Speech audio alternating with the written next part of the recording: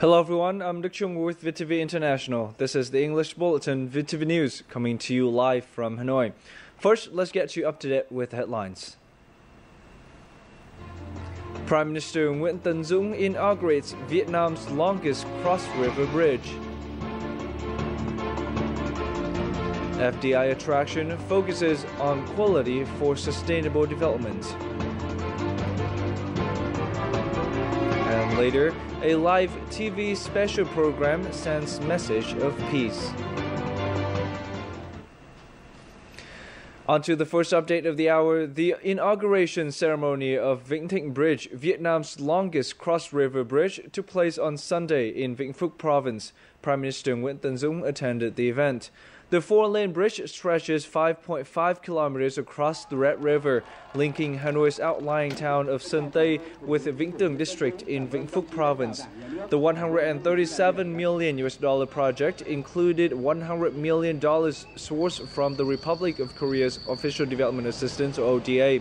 Speaking at the ceremony, Prime Minister Dũng thanked the government and people of the Republic of Korea for supporting the project, adding that Vietnam would continue to closely manage and effectively utilize Korean ODA. Now, on the sidelines of the inauguration ceremony for Vĩnh Thịnh Bridge, Deputy Prime Minister Hoàng Trung Hải met with Chu Quin-hu, South Korea's Deputy Minister of Strategy and Finance. Deputy Prime Minister Hai once again expressed his thanks to the Korean government in its ODA support for Vietnam. He stressed the positive developments in the strategic partnership between Vietnam and South Korea, particularly in IT, education, culture, tourism, labor, and defense. Deputy Prime Minister Hai highlighted Vietnam's promise to fully support Korean enterprises investing in Vietnam. Deputy Minister Hu noted the Vĩnh Thịnh Bridge was one of the biggest foreign projects that South Korea has supported. He expressed the hope that the cooperative ties between the two countries would continue to be strengthened. Currently, South Korea is Vietnam's second largest ODA donor. In other news, over the last 5 months, the southwestern region led the country in foreign direct investment, or FDI attraction. FDI attraction is said to generate new sources of production and also breakthroughs in growth. However, enterprises need to remember that FDI attraction should focus on quality, not quantity, to ensure an independent and sustainable development. The Ho Chi Minh City People's Committee has just approved Samsung's project to build a factory worth over $1 billion at the Ho Chi Minh City High-Tech Park. To invest in the park, businesses need to satisfy requirements in terms of technology, not only focus on production. We refuse every project which only focuses on assembling. We welcome projects which also promote scientific research. We need a roadmap to promote locally made products and our support industry as well. The Vietnam-Japan Technopark in Hiệp Phước Industrial Park in Nha Be district is worth $31 million. It took the project's investors more than 2 years to get the investment license after commitments on environmental protection were made. We found that the Hiệp Phước Industrial Park holds a strategic position. It's a trend in the world that companies do not produce goods which only contribute to their GDP, but goods which can sell well around the world. Localities always vie with each other in attracting FDI. However, they now select projects more carefully and treat investors equally.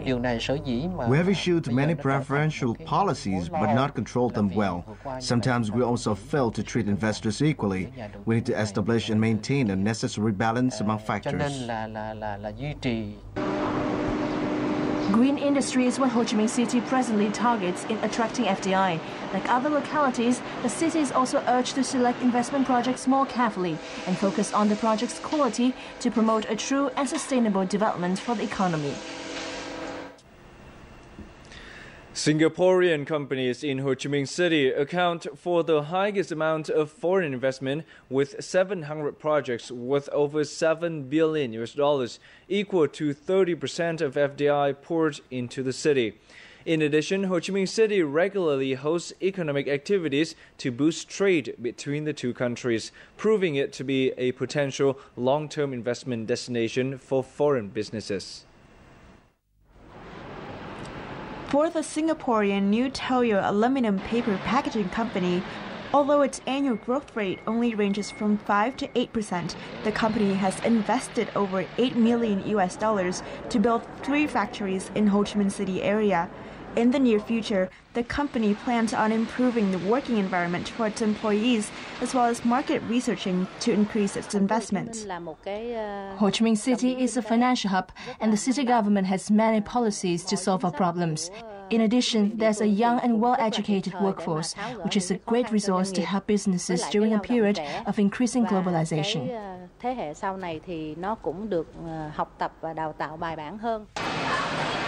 In the first 5 months of 2014, Singapore already invested in 9 new projects worth $200 million, accounting for 31% of FDI into Ho Chi Minh City and making Singapore the leading investor into the city.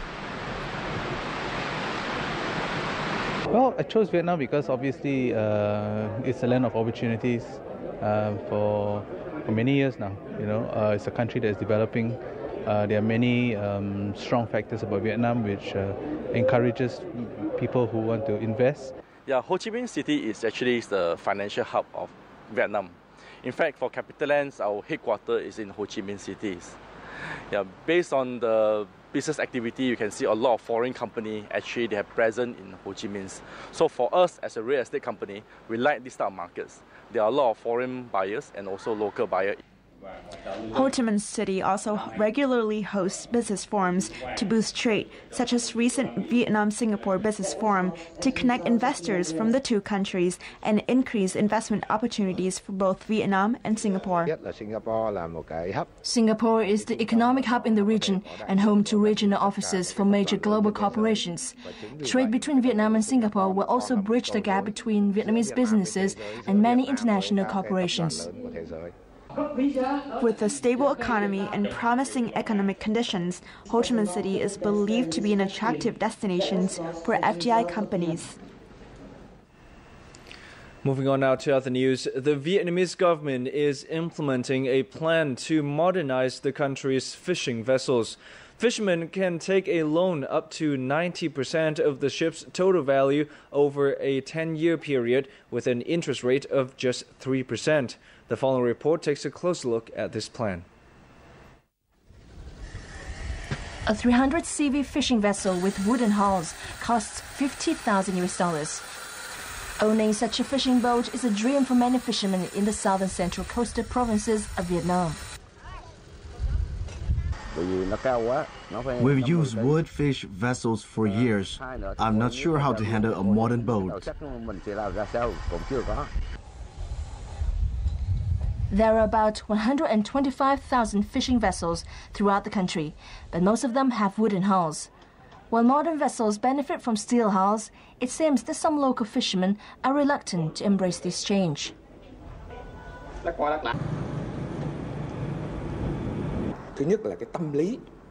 Fishermen are reluctant to adopt new vessels because of their habits and lack of knowledge about maintenance. Metal-hulled vessels are obviously more expensive. Fishermen also wonder if steel-clad vessels are suitable for their fishing ground. Fishermen can borrow up to 90% of the cost at 3% interest a year. The government has also prepared budget and credit policies for the program, which is expected to raise the efficiency of the country's fishing.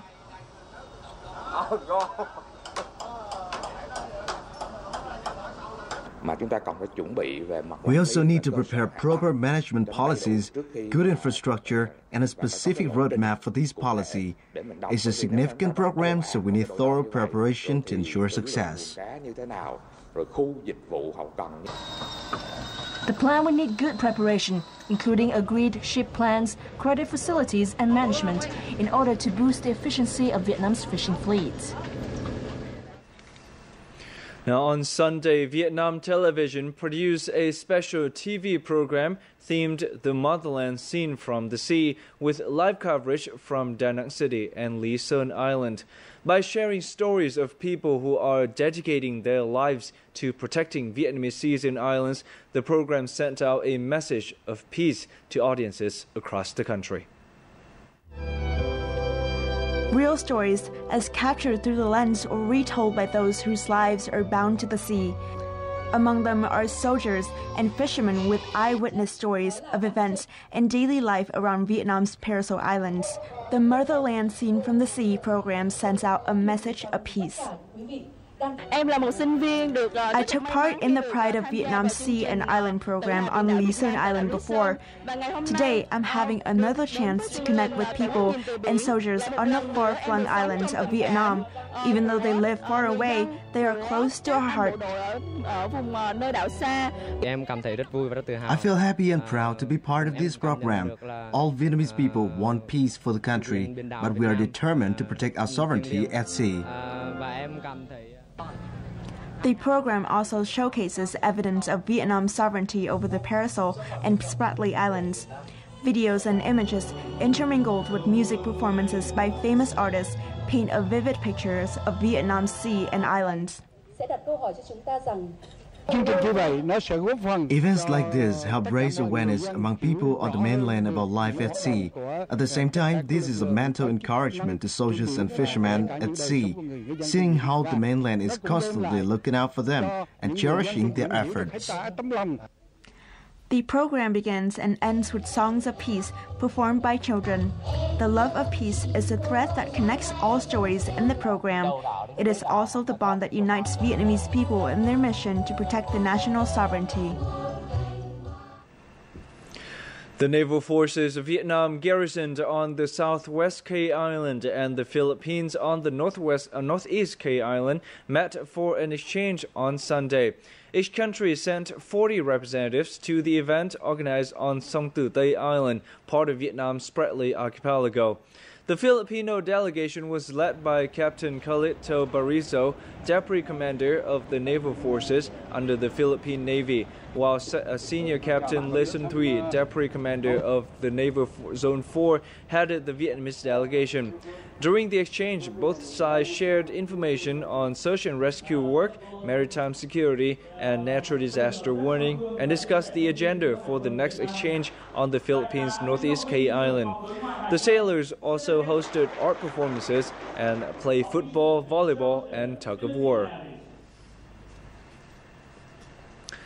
Now, as part of the Vietnam Seas and Islands Week, the Ministry of Education and Training kickstarted the construction of a kindergarten and primary school compound on the island district of Cồn Cỏ, off the coast of Quảng Trị Central Province on Sunday. More details to follow. Hoa Phong Ba, the island's main kindergarten, witnessed nearly complete destruction after a typhoon in late 2013. Residents hope that this new school compound will ensure education for the island's children. Many kids here on the island have had to go to the mainland to study. With this new school, that won't be the case anymore, and they'll be closer to home. The Ministry of Education and Training is opening this new kindergarten and primary school project in collaboration with the People's Committees of Quảng Trị Province and Cồn Cỏ District. Để cho các cháu có cái điều kiện học hành ổn định. To ensure a sustainable life for the residents on our nation's islands, there is a need to ensure a quality education for their children, and that is why we have decided to invest in this construction project. With an investment of over $235,000, the new Hoa Phong Ba school looks to opening its doors this September to welcome the new school year, with plans to include classrooms for junior high students as well in the near future. In the latter half of our bulletin, a conference in Cần Thơ City focused on raising, processing, and exporting trout fish. And later this week's Vietnam in Close-Up takes a look at the efforts to improve community health for Silla ethnic people. Stay tuned, VTV News will be right back after a short break.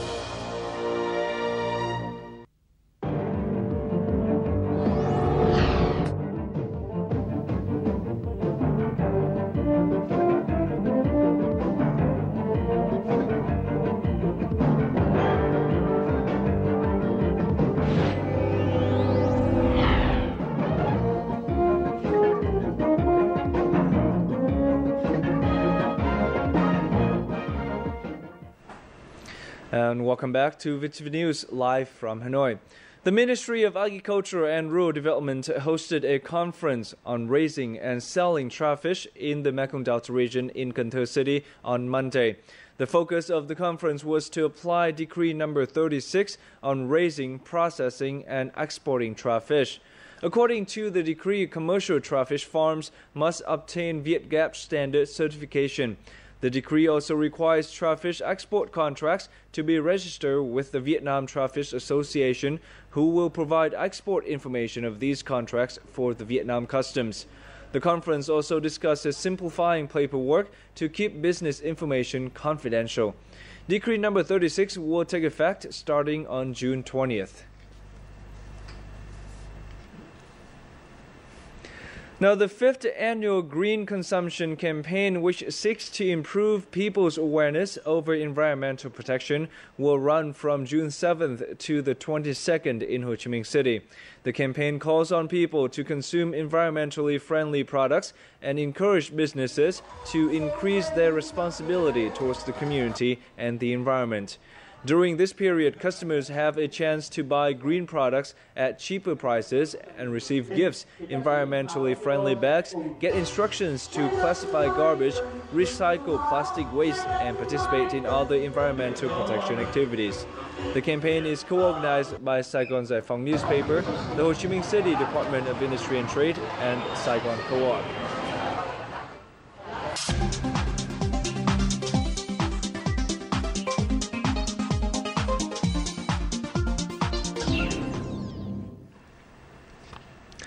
The Silla ethnic group is one of the 5 smallest ethnic groups in Vietnam with a population of just over 800.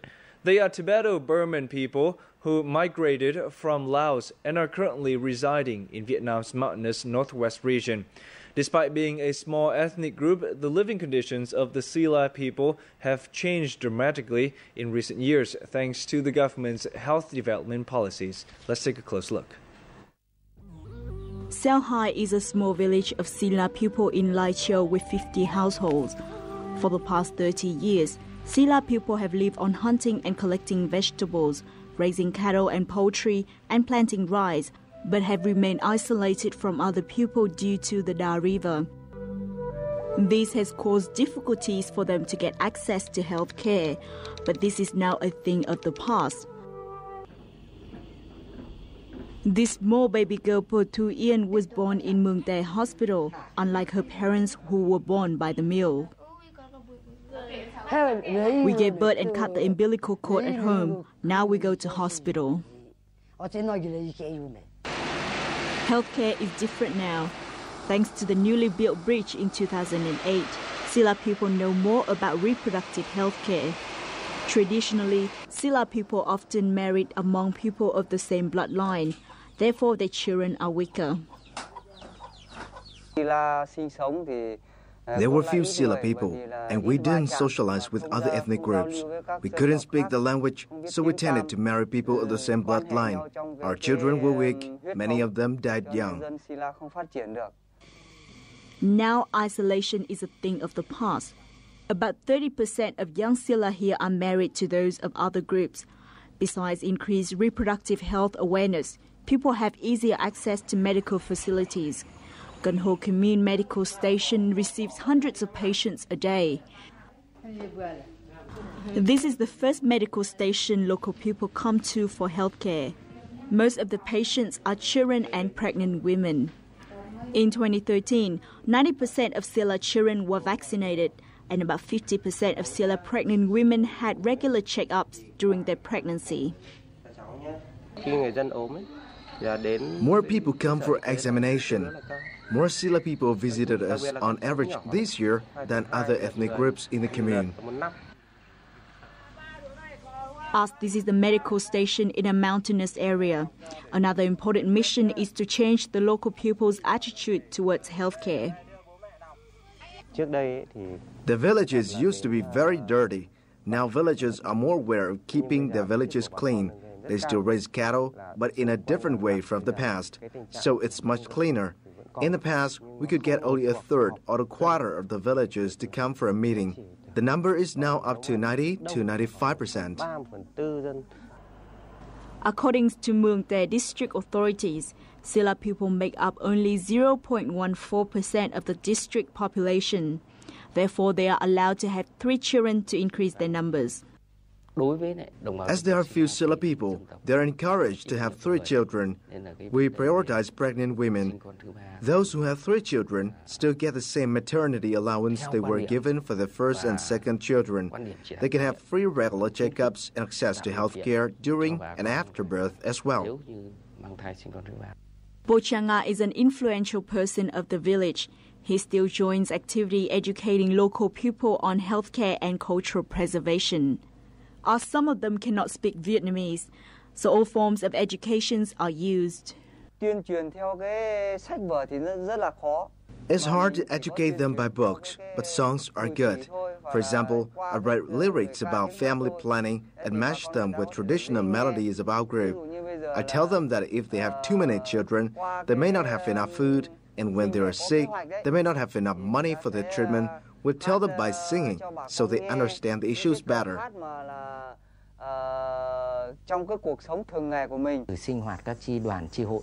We include education in these activities. We see that it's more effective that the educators are Silla people. Then the education is more fun and attracts more people because it includes some songs and performances. Thanks to the bridge connecting 2 sides of Da River, young Silla people have more choices for their future, and the recent improvements on their health conditions will further develop their living standards in the coming time. And up next, let's take a quick look at a few online articles about Vietnam.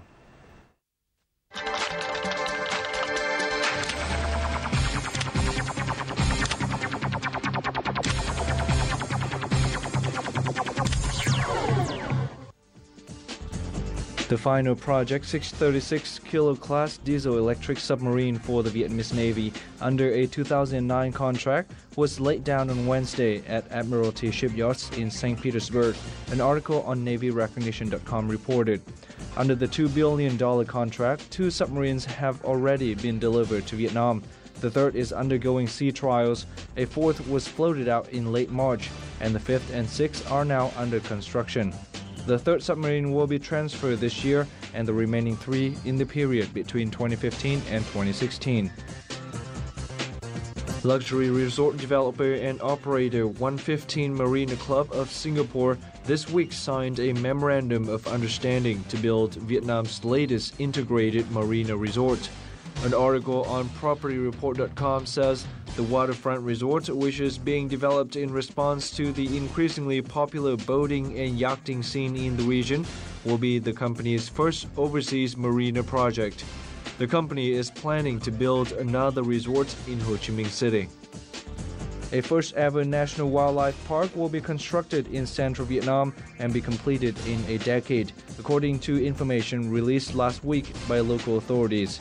Tuổi Trẻ News went on to say that the park, covering a total area of 1155 hectares in Ninh Bình province, will help protect the region's wildlife and preserve rare animals.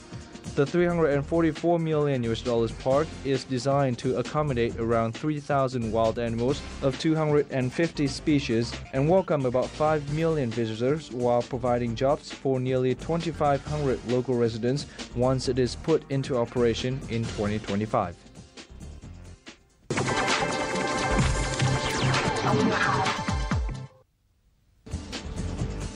Today's figures begin with a story from bike-au.com.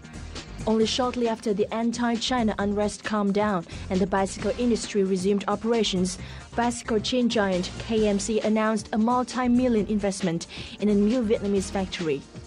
KMC announced last week that it will invest about 3.6 million euros or $4.9 million in Vietnam in the second half of the year. It includes covering the construction of a new factory capable of making 15 million bicycle chains a year. Vietnam has earned some $899 million from selling 2,061 million tons of rice to world market as of May the 22nd this year. An article on ShanghaiDaily.com quoted the Vietnam Food Association as saying on Tuesday. The Philippines ranked second among Vietnam's large rice importers in 4-month period with 18.66% of market share, while China maintained Vietnam's biggest rice importer, accounting for 41.75% of the market share. According to TravelDailyMedia.com, Vietnam saw a strong rise in international visitor arrivals in May 2014, despite the anti-China protests that threatened to destabilize the country's tourism industry. According to the latest data from the Vietnam National Administration of Tourism, the country welcomed 674,204 overseas visitors in May, 20.7% more than the same month last year.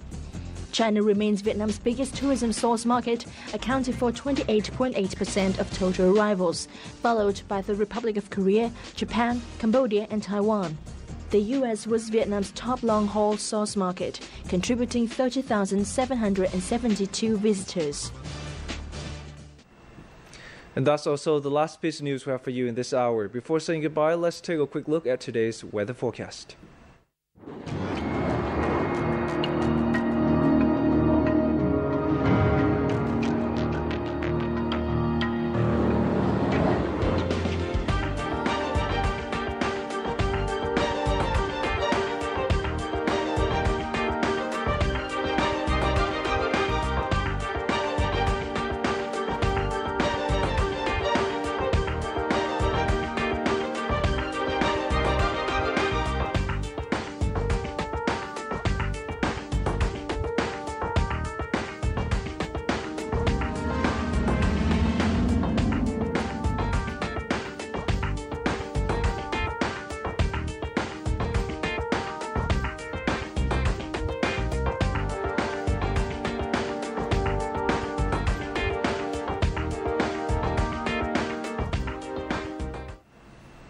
The weather forecast has also closed out our news bulletin for this hour. Simply visit our website at vtv4.vn to rewatch any of our programs online.